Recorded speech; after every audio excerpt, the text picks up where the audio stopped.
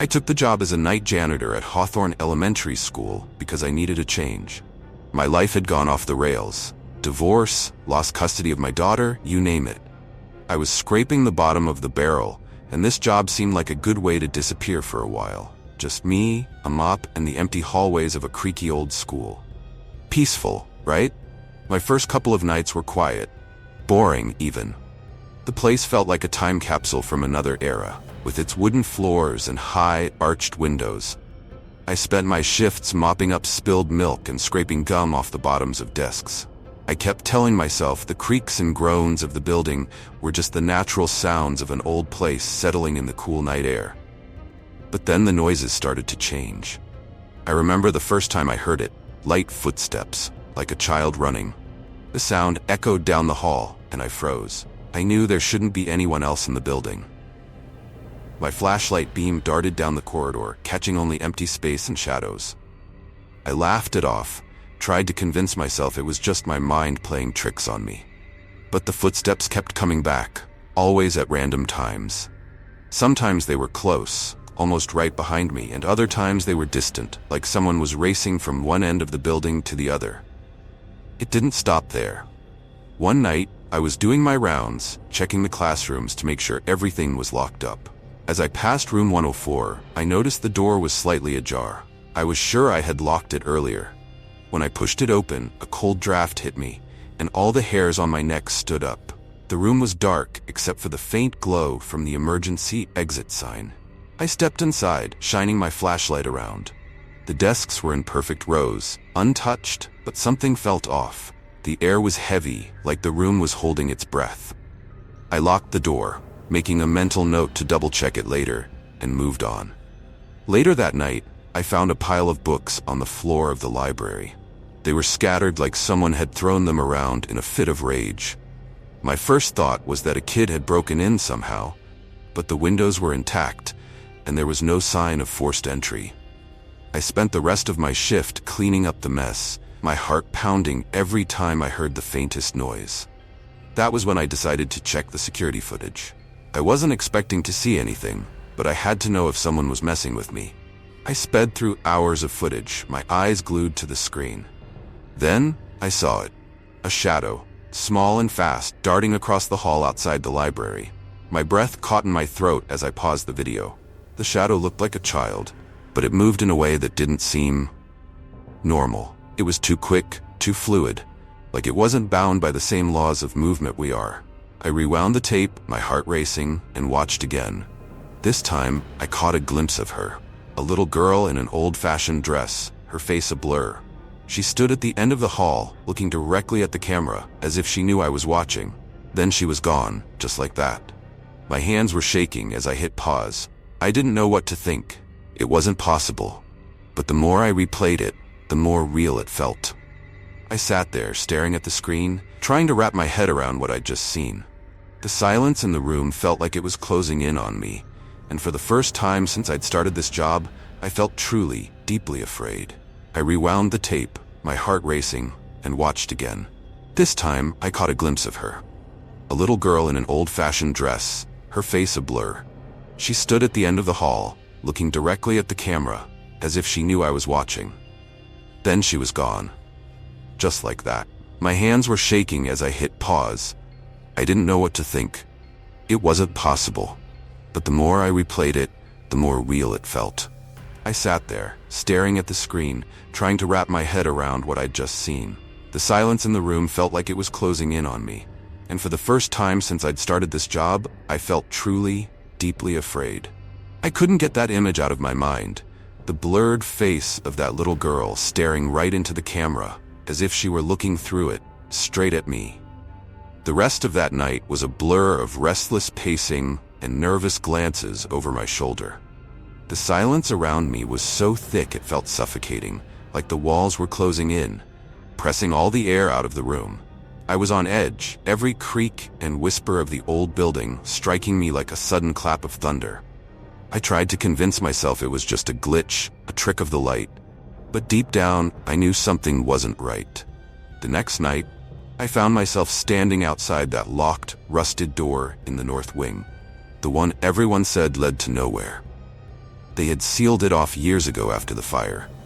The district didn't have the funds to repair that section, so they just closed it up, let it rot. No one talked about it, like they thought ignoring it would make it go away. But I'd heard the stories, the whispers about what happened there. People talked about the fire, but they didn't mention the screams or the figures seen in the windows on stormy nights. They said it was cursed, that those kids who died in the fire never really left. I felt drawn to that door like a moth to a flame. My heart was pounding as I pulled out my keys, my hand trembling so hard I almost dropped them. Why was I doing this? I didn't know. It was like something was pulling me, like that little girl was calling me.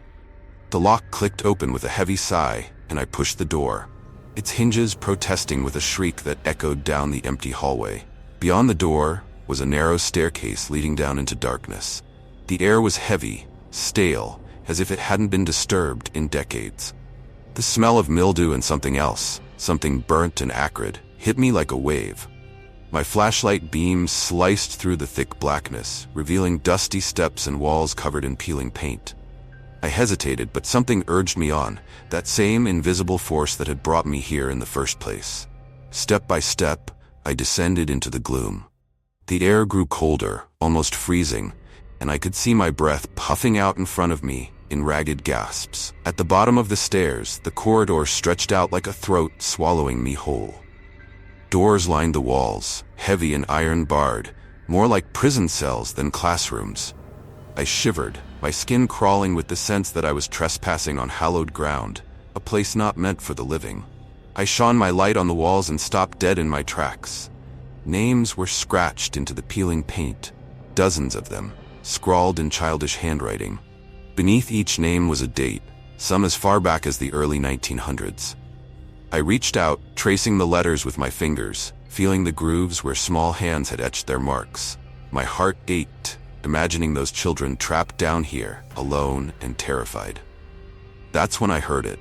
A faint, muffled sobbing coming from one of the cells further down the hall. It was soft, like the whimper of a wounded animal, but it cut through the silence like a knife. My legs felt like they were made of lead as I forced myself to move forward, my flashlight shaking as the beam bounced off the walls. I stopped outside the last door on the right, the source of the sound. My hand was trembling so badly I could barely keep hold of the light. I leaned in, my ear against the cold, rusted metal, and I could hear her. The little girl, crying softly, her voice barely more than a whisper. I tried to speak, but my mouth was dry, my throat constricted. I managed to choke out a shaky, "Hello? Are you okay?" The sobbing stopped. The silence that followed was absolute, crushing. Then a cold, childlike voice whispered from the other side of the door, "He's still here." The words sent ice through my veins. I stumbled back, nearly dropping my flashlight. My mind was racing, trying to make sense of it. Who was she talking about? My instincts screamed at me to run, to get out of there, but I couldn't move.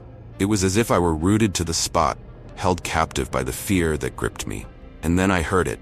Footsteps, heavy and deliberate, coming from the darkness behind me. I whipped around, my flashlight beam slicing through the thick shadows, but there was nothing there.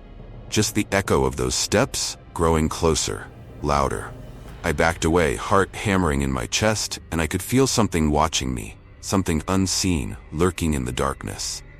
The door behind me creaked open, and the chill in the air grew sharper, like 1,000 icy fingers clawing at my skin.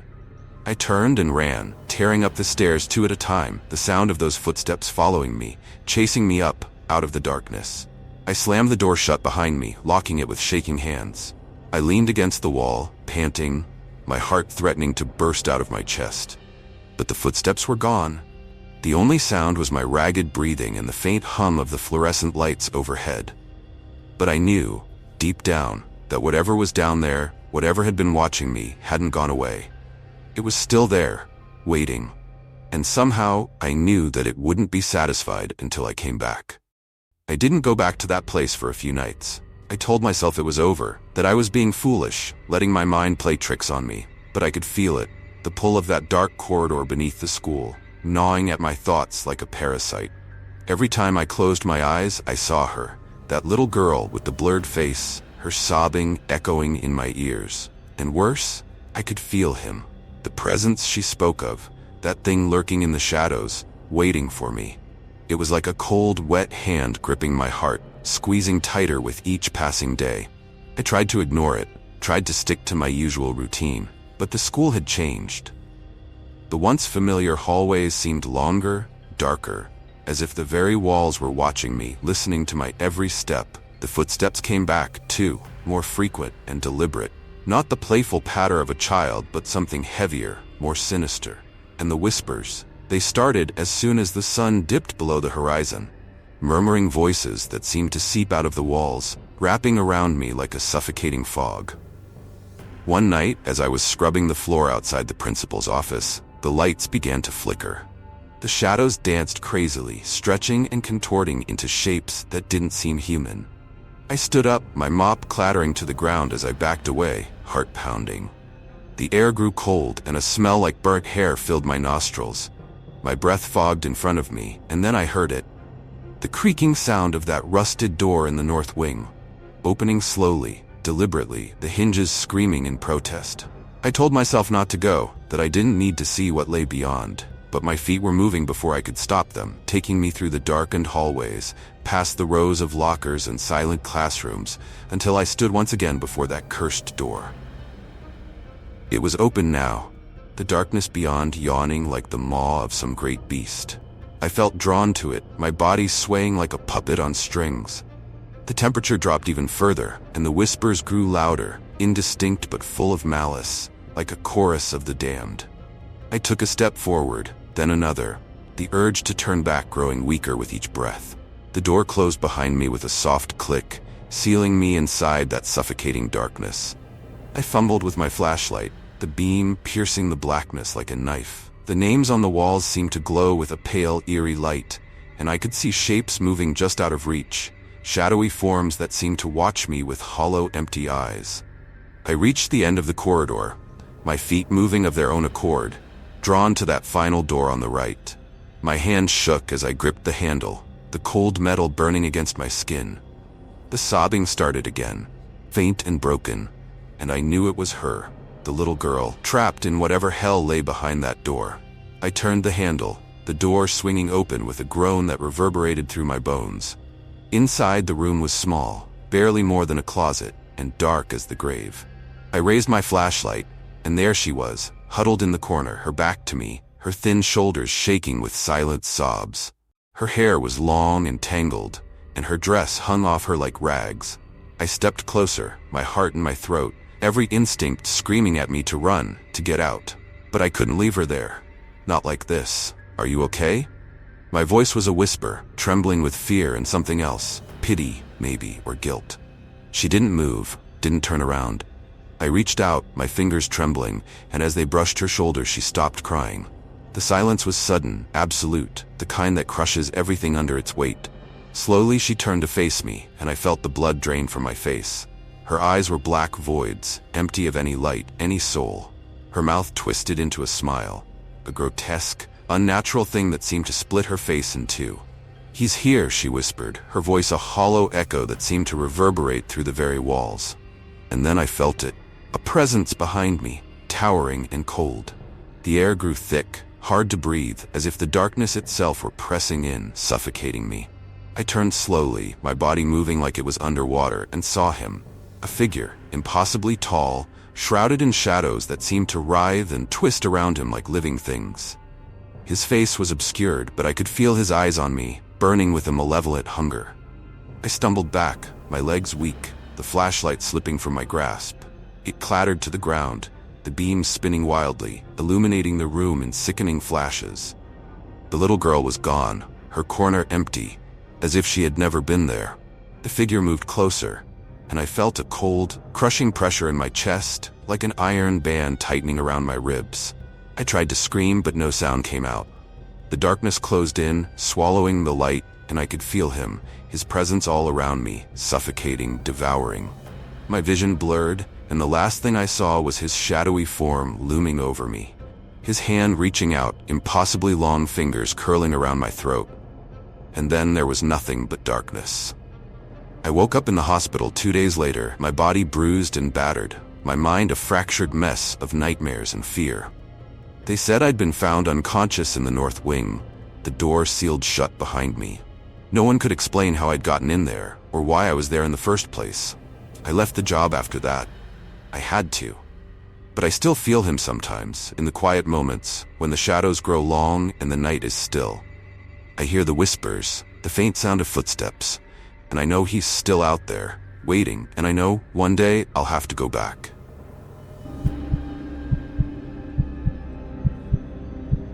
I've worked the night shift at Briarwood Care Home in Charleston for nearly a year now. Most people think it's a boring job, just watching over a bunch of old folks sleeping. But if you've ever been alone in a place like this after dark, you know there's something off about it. The kind of quiet that crawls under your skin and settles in your bones. The kind of quiet that's almost too quiet, like the place is holding its breath, waiting for something. Last Tuesday, it started. I was making my rounds around 2 a.m., walking down the dimly lit halls, my footsteps echoing. It was just the usual routine, checking the residents' rooms, making sure everyone was safe and sound. I had just passed by Mr. Dawson's room when I heard it, a soft murmur, like someone whispering. I stopped, straining to hear. The sound was coming from Mrs. Whitaker's room. Now, Mrs. Whitaker's been at Briarwood for as long as I can remember. Sweet old lady, but Alzheimer's has her trapped in her own world. She usually just hums to herself or talks about her late husband. But that night, when I opened the door, she wasn't talking about her husband. She was sitting up in bed, her eyes wide and glassy, whispering in a language I couldn't understand. It wasn't English, that's for sure. Latin, maybe? I asked her if she was okay, but she didn't seem to hear me. Her voice grew louder, more urgent. I caught a few words: mortuus, adversarius, infinitum. The tone sent a chill down my spine, like she was reciting some ancient curse. I've never been superstitious, but there was something about the way she spoke that night. Like she wasn't really Mrs. Whitaker anymore, but something else using her voice. I managed to calm her down, gave her some water, and she eventually lay back down. But I couldn't shake the unease that clung to me. When I went back to the nurse's station, I looked up the words she'd said on my phone. Mortuus means dead, and adversarius is enemy. The rest I couldn't figure out, but it didn't matter.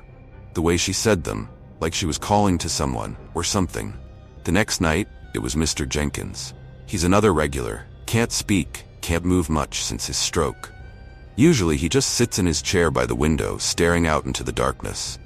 But that night, I found him standing in the middle of his room, his eyes wide with fear. He was shaking all over, and when I got closer, I realized he was whispering too. I leaned in, trying to make out the words. It was the same language Mrs. Whitaker had used, the same urgent, frantic tone. "Please, Mr. Jenkins, sit down," I said, gently guiding him back to his chair. He resisted at first, then collapsed into it like a puppet with its strings cut. He looked at me then, really looked at me, and I swear I saw something flicker in his eyes. Not just fear, but recognition, like he knew me, or whatever was inside him knew me. I checked the logbook later, looking for any explanation. Maybe there'd been a medication mix-up, something to explain the sudden change in behavior. But everything was normal, at least on paper. I couldn't shake the feeling that something was very, very wrong. Like the walls were hiding secrets, whispering things I wasn't meant to hear. I tried to tell one of the daytime nurses the next morning, but she just laughed it off. "You know how they get at night," she said. "It's just the sundowning, nothing to worry about." But I could see it in her eyes. She didn't believe that any more than I did. I left Briarwood that morning with a sense of dread curling in my stomach. Whatever was happening, it was just getting started. And I had no idea how bad things were going to get. The following nights were a haze of restless dread, each moment soaked in a palpable tension that clung to my mind like a shadow I couldn't shake off. It was as though the very air within Briarwood had thickened, the walls themselves watching, waiting. I could no longer dismiss the unsettling occurrences as mere figments of my imagination or the inevitable manifestations of old age and dementia. Something far more sinister had rooted itself in that place, and it was growing bolder by the night. It began with Mrs. Novak, a gentle woman whose days were spent lost in the fog of near blindness, and whose nights were marked by fits of silent weeping. I found her one evening, not in her bed, but huddled in the corner of her room, whispering frantically to the empty space before her. Her voice was low, but the words that spilled from her cracked lips were as foreign as they were chilling. I approached slowly, my heart pounding in my chest.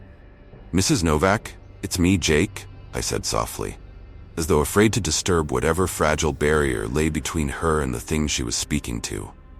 She turned her head, her sightless eyes staring through me, and for a brief, horrifying moment I felt the weight of something unseen, something malevolent, coiled around us both. Her voice trembled as she spoke, the words twisted and harsh. "He's here. He never left. The man with no face. He's watching. He's waiting." Her hands clutched at her blanket like a lifeline, and I knelt beside her, my own hands shaking. "Who, Mrs. Novak? Who is here?" I asked, though I dreaded the answer.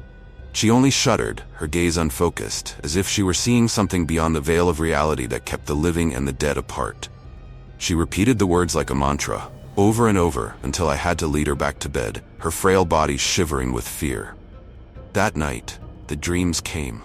Dark, swirling visions that pulled me into a world where shadows had form and substance, where whispers clawed at my mind with their insidious promises of despair. I saw faces in the darkness, twisted and broken, eyes wide with terror. They called to me, their voices mingling with the cries of those long gone, those who had suffered within the walls of Briarwood. I awoke, drenched in sweat, my heart racing. The air in my apartment felt suffocating, the darkness pressing in from all sides. I could still hear them, the voices, faint but persistent, like a chorus of lost souls begging to be heard. Sleep was no refuge, no sanctuary from the growing madness that seemed to seep into every corner of my life. The next night, as I made my rounds, I felt it again. That terrible presence, cold and heavy, following me through the halls. I heard the soft creak of footsteps behind me, but when I turned, there was nothing. Just the long, empty corridor stretching out before me, lit by the flickering glow of the overhead lights. I tried to steady my breathing, telling myself it was just my mind playing tricks on me. But I knew, deep down, that I was not alone. As I passed by the lounge, I saw them, Mr. Dawson, Mrs. Whitaker, and Mrs. Novak, all sitting together, their eyes fixed on the television. But the screen was dark, and their faces were contorted in expressions of sheer terror, as if they were witnessing something beyond my comprehension. They spoke in hushed tones, their voices a tangled web of fear and desperation. "They say he was a doctor, but he was no healer," Mr. Dawson muttered, his voice barely more than a rasp.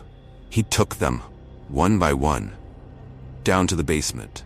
No one ever came back." Mrs. Whitaker clutched her hands together, her knuckles white. "He's still here," she whispered. "Waiting, watching. He wants us. He wants us all." A chill ran down my spine, and I felt the hair on the back of my neck stand on end. I wanted to ask them more, to understand what horrors they were recalling, but something in their eyes, the stark, naked terror, stopped me. It was as if they were looking at something I couldn't see, something that was standing right behind me. I turned, heart pounding, but there was nothing there. Just the empty hallway, silent and still. Yet I could feel it, the cold, creeping presence that seemed to linger just beyond the edge of my vision. That was when I knew.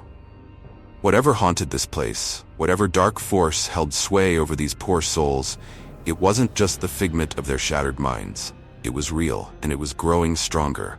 And somehow, someway, I had become part of its twisted game. I began to dread the approach of night.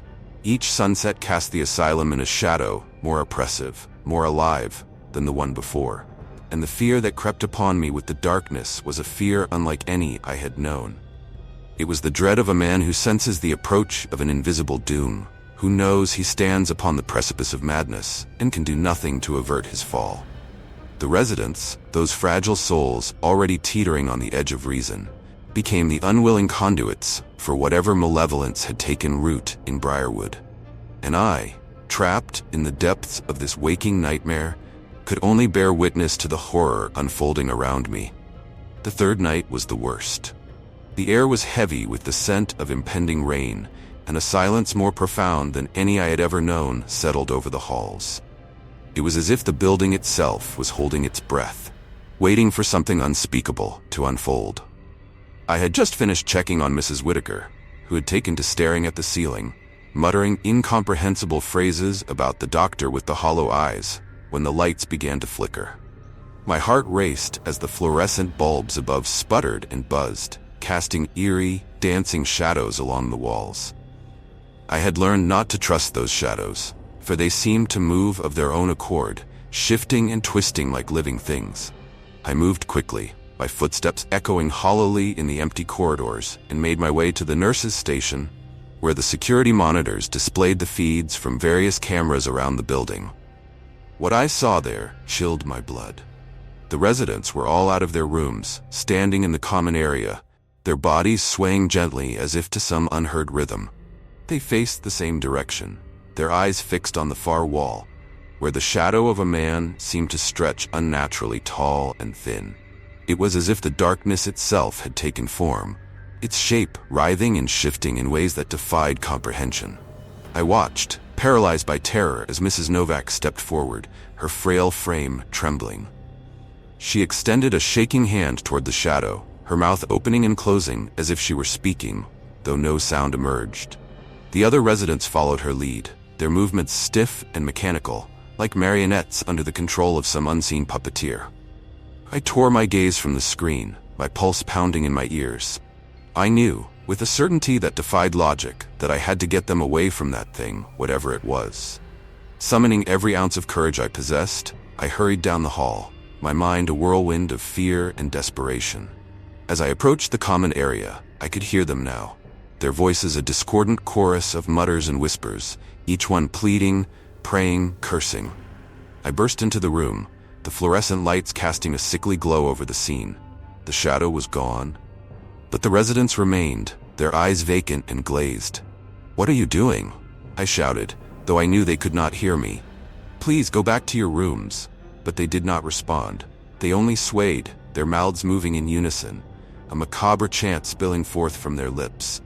It was a language I could not understand, a guttural, ancient tongue that made my skin crawl and my heart quail in my chest. I tried to reach Mrs. Novak, my hand grasping for hers, but she recoiled as if I had struck her, her eyes rolling back in her head, and then I heard it, a low, rumbling laughter that seemed to resonate from the very walls themselves. It was a sound devoid of warmth, devoid of humanity, a sound that spoke of unspeakable cruelty and malice. I looked around wildly, searching for the source, but there was nothing, no one, just the echo of that horrible laughter, filling the room, filling my head. I stumbled back, my vision swimming, my mind teetering on the brink. I knew I had to get out, had to escape, but my legs felt like lead, my body sluggish and unresponsive. The residents continued their chant, their voices rising in pitch, and I realized with dawning horror that they were not alone in their song. From every corner of the room, from the very air itself, other voices joined in. Soft, sibilant whispers that seemed to come from everywhere and nowhere at once. Desperate, I turned and fled, my heart hammering in my chest. I ran through the halls, the laughter and whispers chasing me, taunting me, promising me the same fate as those I had left behind. I burst through the front doors, the cold night air hitting me like a slap, and I did not stop running until I was far from that cursed place. I never went back to Briarwood. I left Charleston that very night, fleeing north to a place where I hoped the shadows could not follow. But they do, even now. In the dead of night, I hear them in my dreams, the laughter and the whispers, the chants in that foul, ancient tongue. And I see their faces, the residents I abandoned, their eyes empty, their mouths moving in that terrible, ceaseless chant. I know they are still there, trapped in that hell, waiting for someone, anyone, to set them free. And I fear that one day those shadows will come for me too. For no one escapes Briarwood. Not truly. Not forever.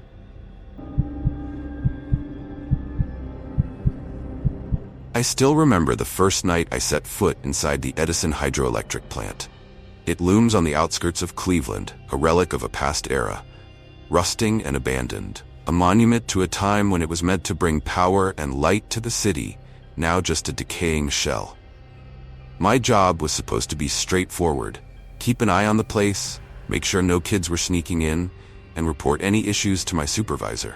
I was desperate for work, and this gig as a night watchman seemed like easy money. But from the moment I walked through those corroded gates, I knew something was off. The air was thick with the stench of oil and decay, and every footstep echoed through the cavernous halls as if the place itself were alive, waiting. The first few hours passed without incident. I did my rounds, my flashlight beam bouncing off the dusty machinery and peeling paint. The whole plant was eerily quiet, the silence pressing in on me like a physical weight. Then I heard it, a faint hum, barely noticeable at first, coming from deep within the bowels of the plant. I tried to shake it off, convincing myself it was just my imagination, maybe the wind rattling through the old pipes. But the hum grew louder, almost rhythmic, like a heartbeat pulsing through the walls. I followed the sound down into the lower levels, where the old generators used to be housed. They were monstrous things, long since decommissioned, their metal husks covered in dust and cobwebs. Yet, as I stood there, staring at these ancient machines, one of them began to shudder. It was subtle at first, a slight tremor that built into a low rumble. I watched in disbelief as the generator, untouched for decades, began to vibrate, the massive metal gears grinding against each other. I stumbled back, my flashlight flickering wildly as the whole room seemed to come alive around me. And then, as suddenly as it started, it stopped. The generator went silent, and the room was plunged back into an oppressive stillness. My heart was racing, and I felt a cold sweat forming on the back of my neck. I must have stood there for what felt like hours, my ears straining to catch any sound, any sign that I wasn't losing my mind. But there was nothing, just silence and the faint smell of burnt metal. I forced myself to move, to walk back up to the main level. I told myself it was some kind of mechanical glitch, a remnant of old wiring sparking to life. It had to be. But deep down, I knew that was a lie. The rest of the night was a blur. I kept checking my watch, counting down the minutes until my shift ended. The plant was quiet again, too quiet, and I felt like I was being watched. Every shadow seemed to stretch towards me. Every creak of the old building made my heart jump. I could feel something lurking just out of sight, something that had woken up when that generator started to move. I left as soon as the sun began to rise, my mind racing with thoughts of what I'd experienced. I didn't say anything to my supervisor. I didn't want to come off as crazy. But I couldn't shake the feeling that something was wrong with that place, something beyond just broken machinery and crumbling walls. I told myself I wouldn't go back, that I'd find another job, something normal. But the truth is, I was already in too deep. That plant had its hooks in me, and even though I didn't know it yet, I was already trapped. As I drove home that morning, the events of the night replaying in my mind, I couldn't help but glance back at the plant's looming silhouette in the rearview mirror. It stood there, dark and silent against the sky, a beast waiting for nightfall to come alive again. I knew I should have turned and never looked back, but part of me was drawn to it, curious about the secrets it was hiding, and I couldn't help but wonder, what else was down there in the darkness, waiting to be found? I returned the next night against my better judgment. Every bone in my body screamed at me to walk away, to find another job and never set foot inside that cursed plant again. But something stronger than fear pulled me back. Perhaps it was the nagging curiosity, the need to make sense of what I had experienced. Or maybe it was the haunting whisper at the edge of my mind, like a siren's call, luring me into the depths of the unknown. Whatever it was, it compelled me to drive back through the empty streets, the darkened silhouette of the Edison plant growing larger in the distance like a malevolent giant. The air was cold that night, a bitter wind biting through my jacket as I unlocked the gate and stepped inside. The plant seemed to groan in response to my presence, the rusted metal creaking and shifting in the darkness.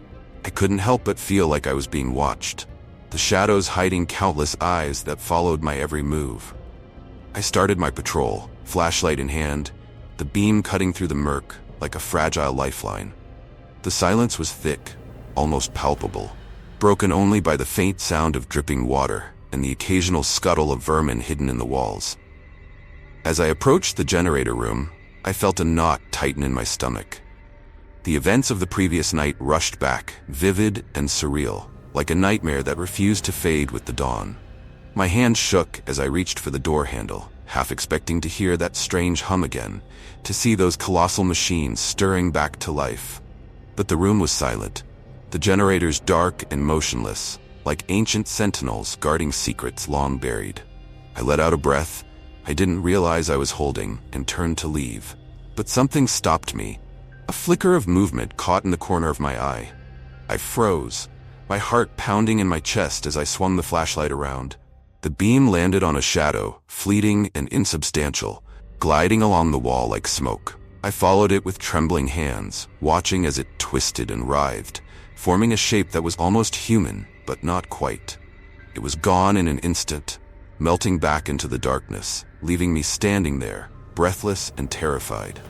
Desperation gripped me as I backed away, stumbling over a loose pipe, my mind reeling with what I had just seen. I knew I should run, leave and never return, but my legs refused to move. I was rooted to the spot, paralyzed by a fear that went beyond reason, a primal terror that whispered of things older and darker than I could comprehend. And then I heard it, a low, guttural whisper that seemed to emanate from the very walls around me. "Join us," it hissed, the words slithering into my ears like poison. I spun around, the flashlight beam darting wildly, searching for the source of the voice, but there was nothing, only the oppressive darkness pressing in on me. The whisper grew louder, more insistent, as if dozens of voices were overlapping, merging into a cacophony of despair and madness. "Join us! Join us!" I clamped my hands over my ears, my heart racing, but the voices seeped into my mind, insidious and relentless. They spoke of things I couldn't understand, things beyond this world, visions of shadowy figures writhing in torment, trapped in the twisted machinery of the plant, their faces contorted in agony. I felt a cold hand grip my shoulder, and I spun around, gasping, but there was nothing there. Only the empty room and the silence that followed, heavy and suffocating. I stumbled out of the generator room, my pulse thundering in my ears, and made my way to the control room. I don't know what I hoped to find there. Maybe some sign that I wasn't losing my mind, some evidence of the supernatural horror that seemed to lurk in every corner. But as I entered the room, I was greeted with a sight that chilled me to my core. The monitors, long dead and covered in dust, flickered to life one by one, displaying grainy images of the plant. Not as it was now, but as it had been decades ago. I watched in horror as ghostly figures moved across the screens. Workers in old uniforms, their faces blurred and indistinct. They moved with a dreadful monotony, their actions mechanical and lifeless. And then, as if sensing my gaze, they turned towards the camera. I felt a scream rise in my throat as their eyes, dark and empty, seemed to pierce through the screen, staring straight at me, unblinking and malevolent. The screens went dark, plunging the room back into darkness. I stumbled back, the whispering voices now a roar in my mind, drowning out all thought. I had to get out, had to escape this place before it consumed me. But as I reached the door, it slammed shut with a deafening crash, the handle turning red hot under my grip. I was trapped, and the darkness pressed in, the air thick with the smell of burning metal and something far more foul, something ancient and malevolent. The voices rose to a deafening crescendo, and I fell to my knees, clutching my head, tears streaming down my face. I don't remember how I got out, how I managed to escape that cursed room, but the next thing I knew I was outside, gasping for breath. My clothes soaked in sweat. The plant loomed behind me, dark and silent, but I knew I couldn't leave. Not yet. Something inside was calling to me, something that demanded to be uncovered. And I, like a moth drawn to a flame, was powerless to resist. I don't know how much time passed before I found the courage to return to the plant. Days blurred together into a restless, feverish haze, my mind haunted by the images I had seen and the voices that seemed to follow me even in the daylight. Sleep was no refuge. Each night I was plagued by nightmares of shadowy figures and hollow eyes staring at me from the darkness. I felt as though the plant's malevolence had seeped into my very soul, poisoning every thought, every breath. And yet, the compulsion to return, to confront whatever dwelled within those walls, grew stronger with each passing hour. It was madness, I knew, but some part of me believed that if I could unravel the mystery of the Edison plant, I might find some release, some reprieve from the horrors that gripped my mind. Or perhaps I was already too far gone, my sanity eroded by the whispers that echoed in my head. I no longer cared. I had to go back. That night, I arrived at the plant under a sky swollen with dark clouds, the moon a faint, sickly glow behind them. The air was heavy, oppressive, as if the world itself held its breath, waiting for something terrible to unfold. My hands trembled as I unlocked the gate and stepped inside, the wind howling through the rusted girders like a chorus of anguished souls. The silence that followed was absolute, a suffocating void that swallowed all sound. I knew that this time there would be no turning back. I made my way to the generator room, the flashlight in my hand a feeble beacon against the darkness that pressed in around me. The corridor seemed longer, the shadows deeper, and I felt a cold dread settle in my bones as I approached the door. It swung open with a creak that echoed like a scream, and I stepped inside, half expecting to be greeted by the same spectral figures I had seen on the monitors. But the room was empty, the generators standing silent and still. I took a step forward, my breath misting in the cold air, and that's when I saw it, a figure standing in the corner, barely visible in the dim light. It was hunched, its form distorted and wrong, like a marionette twisted into a grotesque mockery of human shape. I froze, my heart hammering in my chest, and then it turned. The thing that looked at me was no human. Its eyes were black pits, voids that seemed to draw in the light and warmth from the air around them. Its mouth twisted into a hideous grin, revealing teeth too long and sharp, and it moved towards me with a shuffling gait, its limbs jerking and twitching unnaturally. I stumbled back, my mind screaming in terror, but my body was paralyzed, rooted to the spot as it came closer and closer. "Join us," it rasped, its voice a chorus of 1,000 whispers, each one a thread of madness weaving through my thoughts. "Become one with the darkness." I tried to scream, but no sound escaped my lips. I could feel its presence wrapping around me, a suffocating shroud of despair and horror. I was drowning, sinking into the abyss, and there was no escape, no salvation. The flashlight fell from my hand, clattering to the floor and rolling away, its beam flickering wildly. In its brief, stuttering light, I saw them, the shadows that lined the walls, moving closer, their eyes glowing with a malevolent hunger. I don't remember much of what happened next. There was pain, a searing agony that tore through my mind and body, as if I were being pulled apart, my very essence unraveled and devoured by the darkness that surrounded me. I felt my thoughts fragment, memories slipping away like sand through my fingers. And then, a blinding flash, a sound like the world tearing itself apart, and I was falling through a void of silence and darkness, my consciousness unraveling like a frayed thread. I awoke outside the plant, the cold earth beneath me, the sky above a deep, bruised purple. Dawn was breaking, the first light of day casting long shadows across the ground. I was alive somehow, but something inside me had shattered. I could feel it, an emptiness where my soul had once been, a void that pulsed with a dark, insatiable hunger. I staggered to my feet, my body aching, and looked back at the plant. It loomed there, dark and silent, its presence a malignant weight on the landscape. I don't know how I made it home. The hours that followed are a blur of stumbling steps and fractured memories. All I know is that I am not the same. Something came back with me from that place, something that whispers to me in the night, filling my mind with dark thoughts and unholy desires. I can feel it growing stronger, consuming me piece by piece, and I am powerless to stop it. The plant still calls to me, its voice a constant murmur in the back of my mind. I know I cannot resist its pull for much longer. I am drawn to it, like a moth to a flame, and I know that when I return there will be no escape.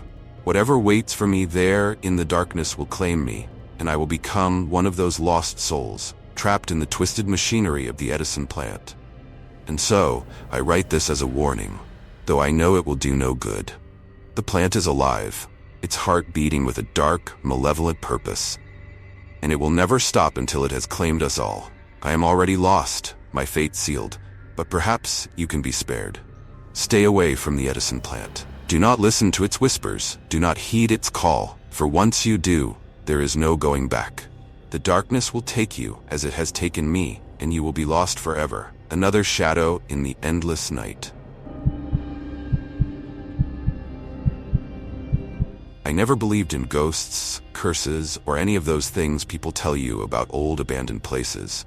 But after what happened at the old St. Dymphna Psychiatric Hospital, I can't deny that some places are simply wrong. My name's David, and I've been a nurse for over 10 years.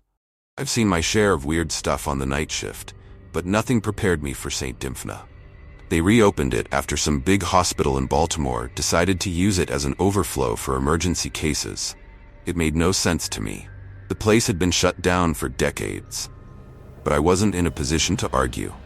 My old job downsized, and I needed the work. So I found myself driving down those twisted roads into the thick of the Maryland woods where St. Dymphna stood like a decaying monument to the suffering it once housed. When I arrived, the building loomed in the distance, its once white walls now a sickly yellow under the flickering lights. There were a handful of other staff members there, a couple of nurses, a few orderlies, and Dr. Mercer, the supervising physician. He was an odd one, that's for sure. Seemed like he belonged in a horror novel, with his gaunt face, almost too eager to welcome me to this forgotten hellhole. But I ignored my gut feelings. This was just a job, after all. The first night was quiet, almost too quiet. The patients were all emergency admissions, mostly older folks with chronic issues. I did my rounds, checking vitals and handing out meds.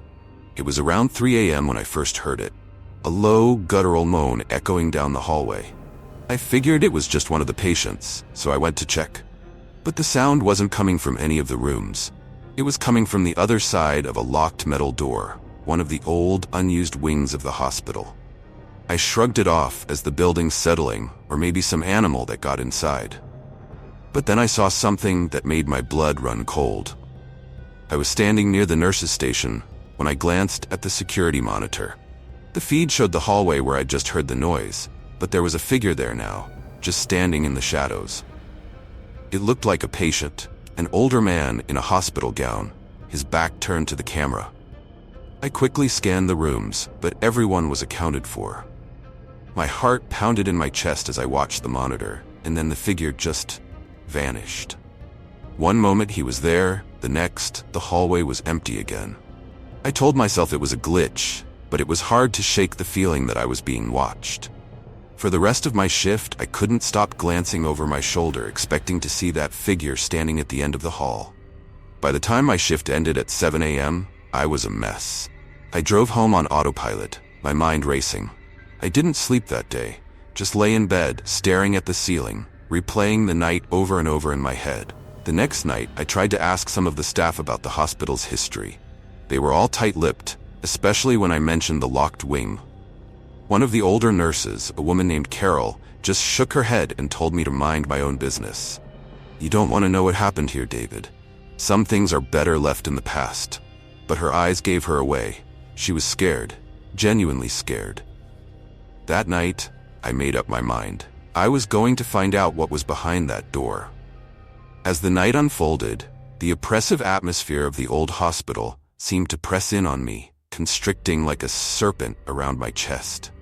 I could feel the weight of the building's dark past bearing down on me, and the curiosity that had gnawed at me since my first encounter with the specter now blossomed into a dangerous obsession. I had to know what was hidden beyond that door, what secrets the hospital sought to bury in its desolate corridors. It was well past midnight when I found myself standing before the rusted metal door again. I had stolen a glance at Dr. Mercer's key ring earlier, and with a trembling hand, I now held the key I had pilfered in my grasp. The hallway was empty, the flickering fluorescent lights casting long, dancing shadows that seemed to mock my every move. My heart pounded in my ears as I slid the key into the lock. The sound of the bolt turning was like a gunshot in the stillness, and I hesitated, half expecting the other staff to rush out and stop me. But there was nothing, only the low hum of the old lights and the distant creaks of the ancient building. I pushed the door open, and a musty, stale odor greeted me, the scent of something long forgotten, festering in the dark. I stepped inside, my flashlight casting a narrow beam that cut through the suffocating gloom. The air was heavy, almost tangible, and I could feel it clinging to my skin like a shroud. I descended the narrow staircase, the sound of my footsteps echoing ominously around me. With every step, The feeling of being watched grew stronger, but I pressed on, compelled by a force I could neither understand nor resist. The basement was a maze of rooms and passages, most of them filled with old, decaying equipment and rotting furniture. But there was one room at the end of a particularly long, narrow corridor that seemed different, almost as if it were hiding, trying to escape notice. The door was slightly ajar, and as I pushed it open, a cold draft brushed against my face, carrying with it a whisper of voices, too faint to discern but unmistakably there. The room was vast and empty, its walls lined with shelves filled with dusty books and jars containing God knows what. But it was the center of the room that drew my attention. The operating table, its surface stained with something dark and sinister. Surrounding it were old medical tools, some of them rusted, others disturbingly sharp and pristine. I shuddered, the reality of what had taken place here sinking in. And then I saw them, the files. Stacks of them, piled haphazardly on a desk in the corner. I rifled through them, my hands shaking as I read the names, the procedures. It was madness. Experiment after experiment, all aimed at creating something beyond human, something monstrous. I saw sketches of skeletal structures, muscle fibers twisted and reinforced, organs altered and enhanced. They were trying to make soldiers, perfect beings who would obey without question, endure pain without end. The patients had been their test subjects, innocent lives twisted and shattered in the pursuit of their perverse vision. As I stood there, numb with horror, I felt it again. The presence, cold and malevolent, watching me from the shadows. I turned, and there, just beyond the reach of my flashlight, I saw them. Figures, pale and gaunt, their eyes hollow, their bodies grotesque parodies of humanity. They stared at me, unmoving, unblinking. And then they began to advance, slow and deliberate, their movements jerky and unnatural. I stumbled back, my mind screaming at me to run, but my legs refused to obey. The flashlight slipped from my hand, clattering to the floor and spinning wildly, its beams slicing through the darkness. I could see them more clearly now, their skin stretched tight over misshapen bones, their mouths open in silent screams. They were the patients, the victims of the horrors that had taken place here, and they were coming for me. I turned and fled, blind with terror, the sound of their shambling footsteps echoing behind me. I tore through the maze of corridors, my breath ragged, my heart pounding. I didn't stop until I burst through the door and slammed it shut behind me, the key slipping from my fingers as I locked it, sealing whatever nightmares lurked beyond. I stood there, gasping for air, my back pressed against the cold metal. The hallway was silent again, the only sound the distant hum of the lights. But I knew I wasn't alone. The hospital itself seemed to breathe, to pulse with the malevolent force that had been unleashed in that basement. And I knew, deep down, that it would not rest until it consumed me too. I stood there, my back pressed against the cold metal door, gasping for breath, my heart still hammering wildly within my chest. The hallway stretched out before me, long and empty, yet somehow alive with a sense of impending doom. The air felt thicker now, heavy with a presence I could not see but could almost feel brushing against my skin, as if the very walls were closing in on me, whispering secrets I could never hope to comprehend. I knew I had to get out, but my legs felt like lead, rooted to the spot by a paralyzing fear that gripped me in its icy claws. For a long, agonizing moment, I listened, straining to hear any sound from the other side of the door. But there was nothing, only the faint echo of my own ragged breathing. It was as if the basement itself was holding its breath, waiting for me to make my move. I reached into my pocket and fumbled with my phone, my fingers trembling as I tried to dial the number for the front desk. But the call wouldn't go through. There was no signal. I cursed under my breath, the small, rational part of my mind wondering why I ever thought there would be down here in this cursed place. I had to tell someone, had to get help. The hospital was a mausoleum of horrors, and I was trapped within its cold, decaying embrace. I forced myself to move, each step an act of sheer willpower as I staggered down the corridor, heading for the elevator. It was a relic of the past, slow and clunky, but it was my only way out of this nightmare. I jabbed at the button, my eyes darting nervously to the shadows that seemed to writhe and twist at the edge of my vision. The elevator doors creaked open, and I stumbled inside, slamming my hand against the button for the main floor. The doors slid shut with an agonizing slowness, and the elevator began its ascent, groaning and shuddering as if struggling against some unseen force. I leaned against the wall, my mind reeling. Images of those twisted, tortured figures burned into my memory. They were more than just the echoes of broken souls. They were the remnants of an unspeakable evil, an atrocity that had been hidden away, buried beneath the weight of decades of silence and neglect. As the elevator climbed, the lights above me flickered, and I felt a cold breeze against my neck, a chill that cut through me like a knife. I turned slowly, my heart sinking as I saw the shadows coalescing in the corner of the elevator, forming shapes that defied reason. Faces twisted in agony, hands clawing at the walls, mouths opening in silent screams. They were everywhere, pressing in on me, filling the small space with a suffocating darkness. I squeezed my eyes shut, my breath coming in short, panicked gasps, and when I opened them again, the shadows were gone. But the feeling remained, that terrible, oppressive weight, like a storm gathering on the horizon, ready to break. The elevator dinged, and the doors slid open to the lobby. I stumbled out, my legs barely able to hold me up, and I made my way to the nurse's station. Carol was there, her face pale and drawn, and she looked up at me with eyes wide with fear. "David, what's wrong?" she asked, but I couldn't find the words. I grabbed her arm, dragging her towards the door. "We need to leave," I managed to choke out. "Now. There's something down there. Something evil. We need to get out before it finds us." But as we turned to leave, the lights flickered, and a low, rumbling growl echoed through the hospital. The sound vibrated through the walls, rattling the windows, and a cold wind swept through the lobby, carrying with it the faint stench of decay. The doors slammed shut with a deafening crash, and the temperature plummeted, our breath visible in the icy air. And then we heard it. The sound of footsteps, slow and deliberate, coming from the darkness beyond the hallways. The shadows stretched and shifted, and we saw them, the figures emerging from the gloom. The patients, their bodies twisted and broken, eyes burning with a malevolent hunger. They moved towards us, a grotesque parade of suffering and despair, and I knew, in that moment, that we were not going to escape.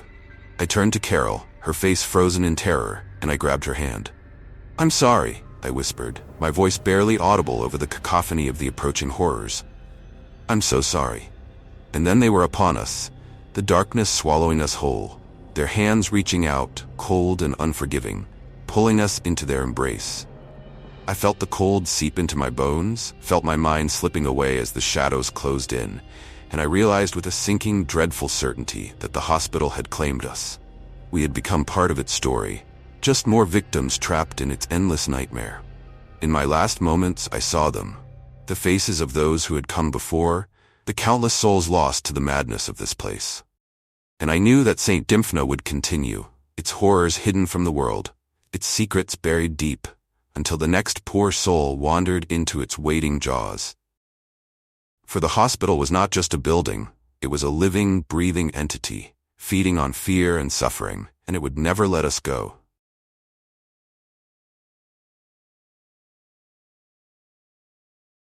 Thank you for watching. This video, like all the others on the channel, is made especially for you who love chilling content. I put a lot of care into creating each one. Please support the channel by subscribing so you won't miss any notifications and can help it grow. Be sure to watch the video on your screen now so we can stay connected. Thank you from the bottom of my heart. See you in the next one.